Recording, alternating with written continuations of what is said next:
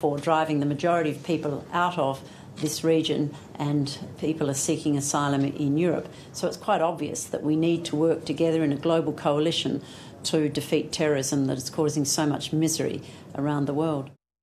Now, a $60 million decision is about to be made in Sydney. The Trade Union Royal Commissioner, Dyson Heydon, will within the hour decide whether to disqualify himself because of allegations of perceived bias. Now, whether he stays or goes, there'll be much political response to the decision throughout the afternoon. The ABC's Anne Barker is at the Royal Commission in Sydney, and you've covered a number of hearings at this commission. Are there any early signs of heightened interest or extra activity around this decision due at 2 o'clock? Absolutely, Greg. I've been here already for 6 hours today, and the media contingent, which has just grown in the last few hours, has been here for most of that time, and it's now only an hour before we hear the decision.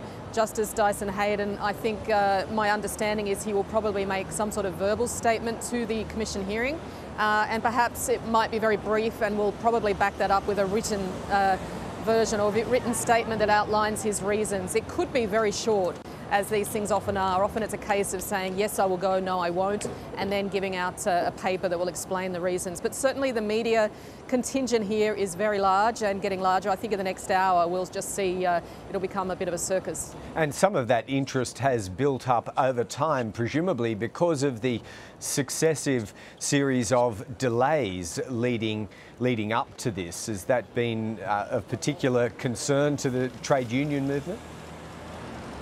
Well, look, I think that's added to the heightened interest, as you say, because there have been 2 delays in the last week. It's now 10 days, in fact, since the ACTU and the unions put their argument to the Commission as to why Justice Dyson Heydon should step down on the grounds, they say, of apprehended bias. They say there is a perception of bias because he agreed to give the Sir Garfield Barwick address a week or so ago, and that was a Liberal Party function. The Commissioner himself has said, of course, that was not the case, that he didn't realise there was a connection between the event and the Liberal Party. Now, certainly last week, it was originally going to be on Tuesday that we heard this decision. Then the Commissioner himself said that he wanted to take the time that it required to make a proper decision, and he delayed until Friday.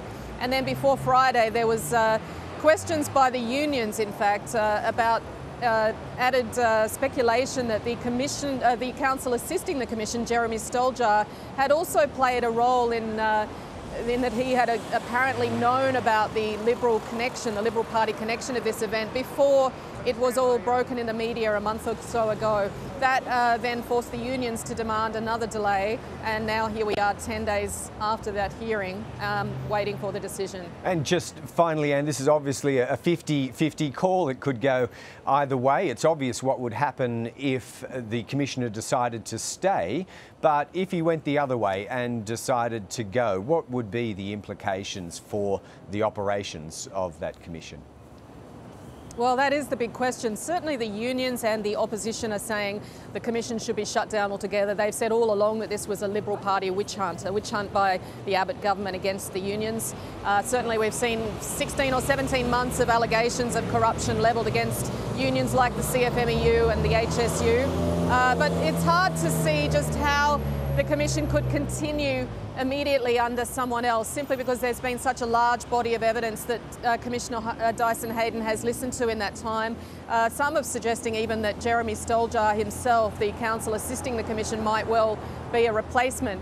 But whoever does take that role, if in fact that was the decision, will have a lot of evidence to sift through and get their head around before it could continue. And thank you. We'll know before too long what the news is there from the Royal Commission in Sydney. Our reporter Anne Barker covering it for us.